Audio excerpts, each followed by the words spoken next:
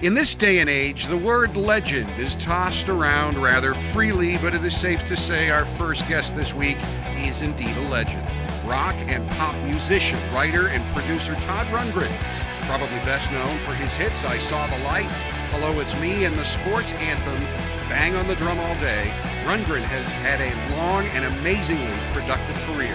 He has released 25 studio albums of his own work and has also produced albums for Cheap Trick, Grand Funk Railroad, and Meatloaf, to name just a few of the many bands he has worked with. He has also composed, arranged, and engineered songs and albums for so many other groups and artists, we do not have the time to mention them all. Todd is teaching a class this week at Notre Dame, while also making numerous appearances around the community, collecting instruments for the charity Hungry for Music, and promoting his Spirit of Harmony Foundation, which advocates for early music education. He will also play with Notre Dame student musicians in concert Saturday at 7 p.m. at the DeBartolo Performing Arts Center. We are fortunate Todd has been able to fit the Jack Swarbrick Show into his very, very busy schedule this week.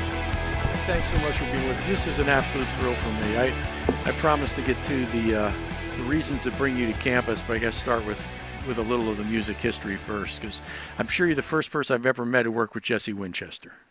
Well, not many people have. He's, if people don't know who Jesse Winchester is, he was a singer from southern states of America. I'm not sure, it might have been Arkansas or somewhere like that. And he was a war protester, so he left the country. This is back in the 60s with the Vietnam War. He left the country and took up residence in Canada.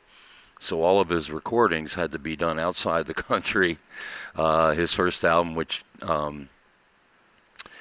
was produced by Robbie Robertson, that Right. was kind of one of my first important engineering jobs, and it secured my position as the engineer of Stage Fright, the band's next album. Yeah, that was a special album, and I love Jesse. I have the Third Down and 110 to Go. Was, Oh, yeah. was one of my very favorite albums when I was here at Notre Dame as a student. So, but Stage Fright, what a phenomenal album that was, and you produced that, or engineered it. There are no producer credits on band albums. If you go back and notice, they're kind of collective efforts. It makes it take a lot longer because you have to get everyone's approval on it at some point. But, I had my opinions, and as well as everyone else had their opinions, and so you could say it's produced by anyone who had their finger in the pie. What drew you, an artist, great songwriter, singer-songwriter, what drew you to the production and engineering side of the business? I had a band very early on in my career. It was called the Naz, and we had a stellar and brief career. We lived like rock stars for about 18 months, and then the band broke up. And I was still very young at the time. I was maybe 20 years old and didn't really know what I was going to do, but I had in the Swan Song productions that we had done with the Naz, I had started to get involved in engineering and production. I actually got my hand on the board and stuff.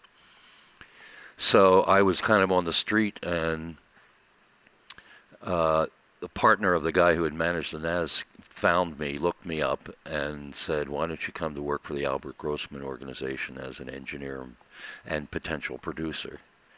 So that was kind of, at the time, my dream job, because it didn't involve the politics of being in a band, and yet I could still be involved in making records, which was, great fascination for me and something I apparently had an aptitude for. Yeah, absolutely. Given your track record of sort of the three central elements of writing music, performing, or being the person who's working the board and making the magic happen, which of the three do you enjoy the most? Well, they've had an effect on each other. The production work allowed me to have a certain freedom when I was making my own records, because my financial needs were met with that work. And so, unlike most artists, I didn't think that I had to factor in any commercial considerations when I made my own records. And that's why when you look at the span of what I've done, there's not really a thread that goes through it. Each record is somewhat different than the previous one.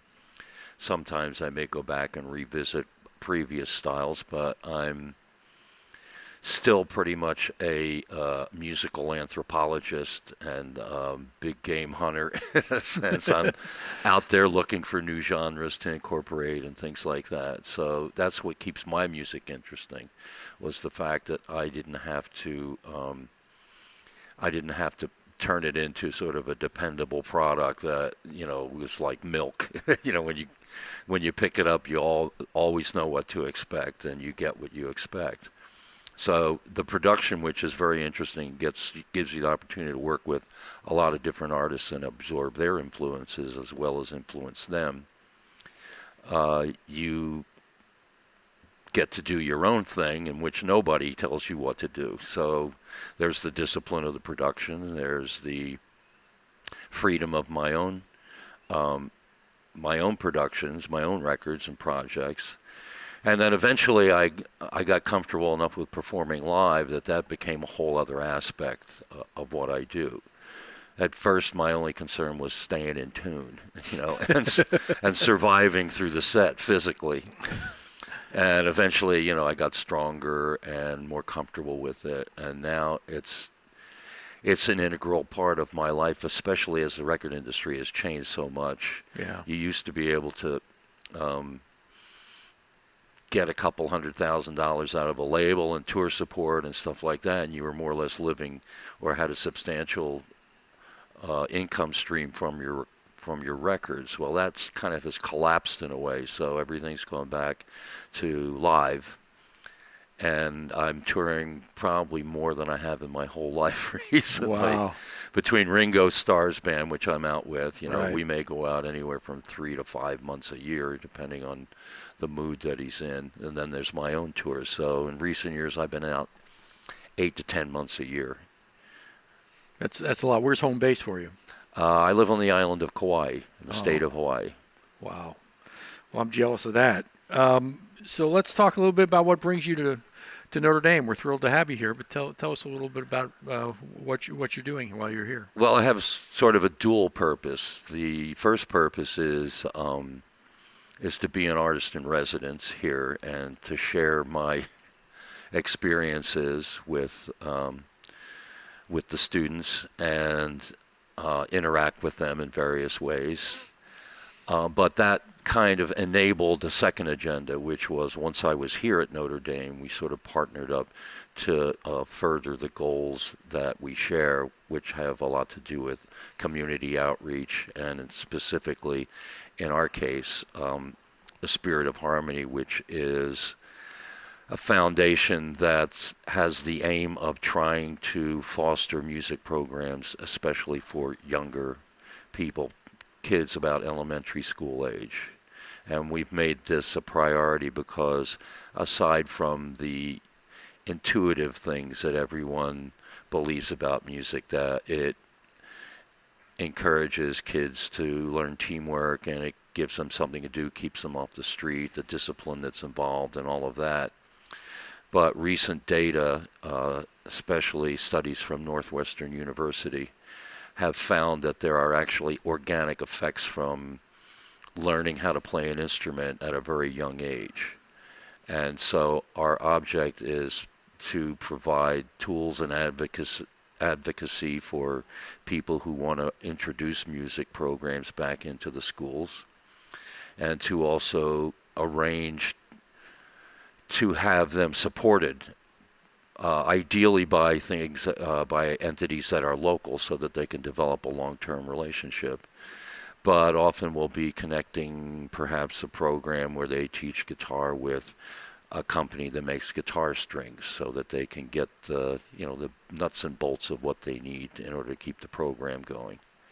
Well, and the need's certainly pressing because so many of those programs have disappeared from youth education today, right? Yeah, well, we've had an interesting discussion over the week, about the fact that when programs get cut, they're usually arts and athletics are usually what gets cut. And so it sometimes seems as if, the athletics and the arts are competing with each other for scanty resources, that the schools have. But the point is that that kids need both, and that we have sort of a common enemy in a way, which is programs that may not serve as much, but seem to be there as a matter of tradition. Like, for instance, I've held that math is our common enemy, because everybody learns too much math and they forget it as soon as they leave school. Yes. They spend hours and hours and hours in math class learning how to do algebraic formulas and calculate areas and trigonometry and that sort of thing. Very few people will have any use for that once they leave school. So, loosen up a little bit, teach a little less math, a little more arts and athletics. The overlap between athletics and arts got a little demonstration when you played the other night with some of our athletes and some of our coaches, right? So we had Coach Bray on the drums. Can he keep a beat? Well, there were two drummers, so you can't tell how well he would keep a beat by himself. But he did. He was on the beat. Yes, right. He didn't speed up or slow down or anything. He had the time. And plus, it wasn't a particularly challenging song either.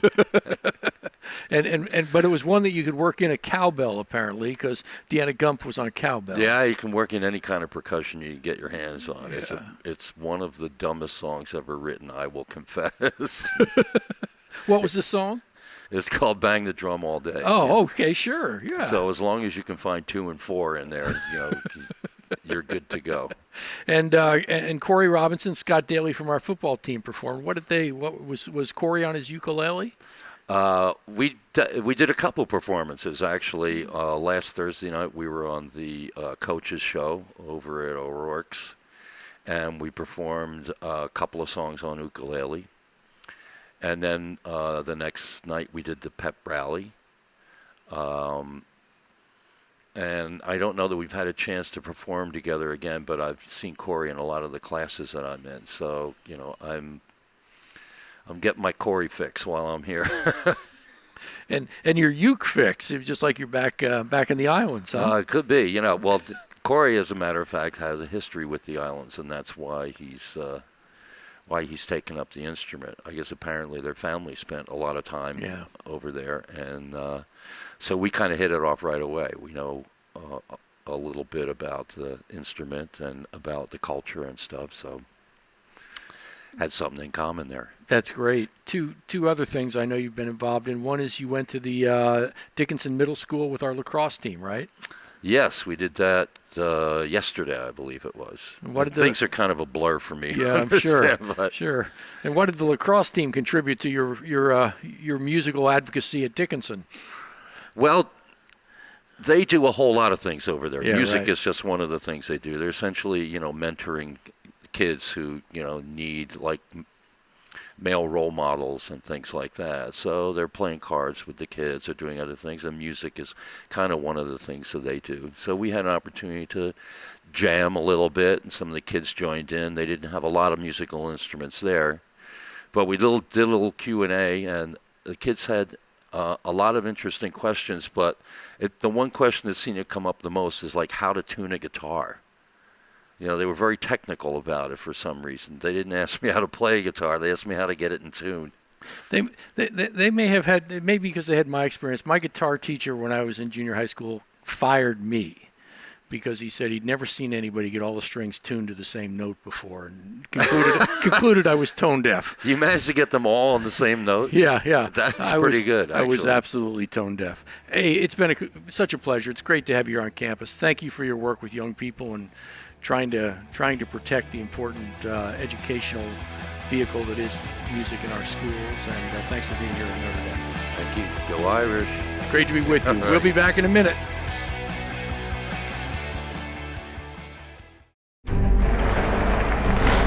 You use the crowd's energy, and it really just pumps me up, pumps my team up.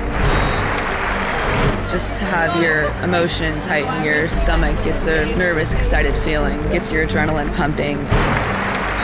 All right, let's bring in Irish. Defense wins this game. Work for each other, play for each other. At that moment in time, we all know that we're there for each other. Irish on 3. 1, 2, 3. Irish!